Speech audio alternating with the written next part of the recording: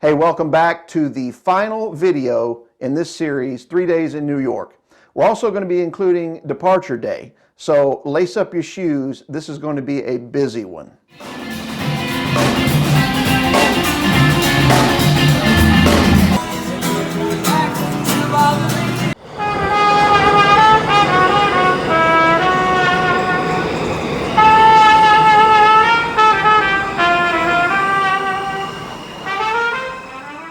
So I wanted to start off at Columbus Circle today, and part of the reason is I just love the walk down Central Park South towards Fifth Avenue. It's one of my favorite streets to walk. It's so pretty, whether it's wintertime or summer. And on this particular day, the lake had frozen over and there were some people walking on the ice.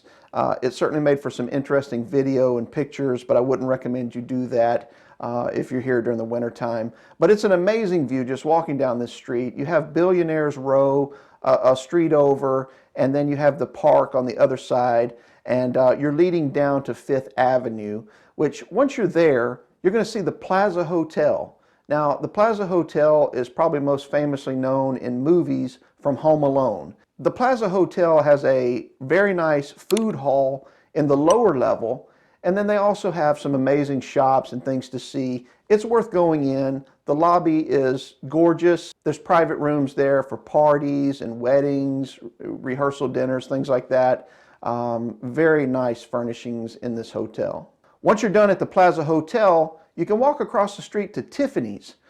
Tiffanys has changed. They are now under different ownership, from what I understand, and they've actually moved from their original building to around the corner. This was shocking to me. I didn't know they were going to do that, but they've moved everything from that one building to a separate area around the corner. And like I said, they're under new management. They're not going to change names from what I've understand. So, they're going to stay Tiffanys.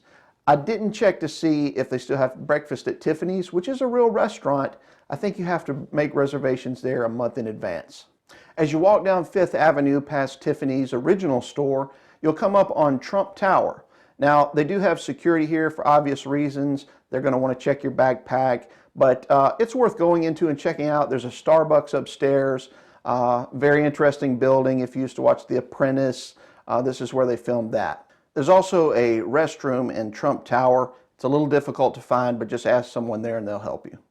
A little further down from there, you're going to see St. Pat's Cathedral. This is one of the oldest cathedrals in New York, and a lot of times you can walk inside and see it. It depends on what else is going on inside, but if the doors are open, go on in and check it out. It's very neat inside.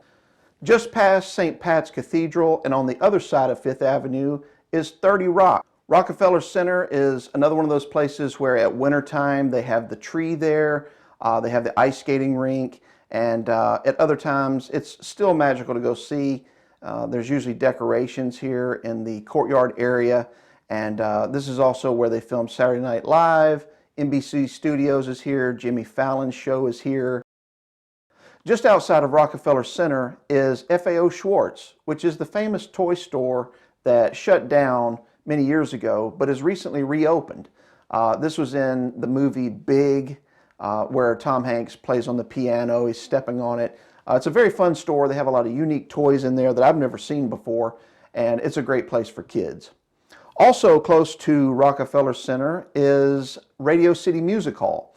This is where the Rockettes perform, and the theater is there. So by now you're probably getting hungry, and I thought I would take you down to Little Italy, because I want you to see this one restaurant that's one of my favorite places in New York to eat. It's called Pisano's, and it's on Mulberry Street. Now, Mulberry Street is where most of the restaurants in Little Italy are, and although I'm sure there's some other great ones there, Pisano's is just the one that I tried first, and it's the one I always go back to. They have consistently good service and amazing food. I usually get the lasagna, but I've got to tell you, I tried the Alfredo sauce and it is amazing. There's also a lot of dessert and pastry shops in Little Italy, and again, I have my favorite, and it's La Bella Ferrara. This place has been in business for over 90 years. It's one of those places when you walk in, it just smells like homemade everything. So grab a couple to go, get some cannolis, get some cookies, Everything they have is great. And again, they have really good service there. Now, depending on how tired you are, you can do part of this on your third night in New York, or you could wait to try and do some the next day on departure day. A lot of it depends on what time you're leaving New York on that final day. But the next spot that I would go to is Macys department store. This is their flagship store in Herald Square. It's got about 8 or 9 stories to it. And not only do they decorate it up at Christmas time and other seasons, but they have the oldest wooden escalator in the world. And it's a great place to see. I've never bought anything there, but it's if you like department stores, if you want to go down there and see, where they film the Macy's Day Parade, this is a great place. Because right in front of Macy's, where they have the presentation windows, the displays there, there's Herald Square. And Herald Square has some seats and tables you can sit at, but you have an amazing view of the Empire State Building, especially at night. And you'll see it light up different colors, depending on what's going on. The final stop on our tour is Chelsea. And the first place we're going to go to is the Starbucks Reserve Roastery. Now, this just opened up about a year ago, and it is an amazing Starbucks. You can find things here that you won't find anywhere else. They're actually roasting the beans there. There's a cafe there where you can, of course, get Starbucks coffees, as well as pizzas and breads. There's a full bar upstairs. It's a very neat place. It's almost more of a museum for Starbucks. So check that out if you're a Starbucks fan. And then right across the street from that is Chelsea Market. Chelsea Market is a very unique place. It's set up kind of like a mall. They have a lot of different types of food there. There's a taco shop that I really like. There's also a seafood place inside, many other places to eat, but they also have shops where you can buy things, unique apparel, jewelry, and things like that. So it's multiple stories. I believe it's 2 stories now. And they also really decorate up Chelsea Market during the holidays. It's a great place just to walk through and take in the sights. Again, it's a great place to take a few pictures, especially by this little water fountain of a place. And you'll enjoy Chelsea Market a lot.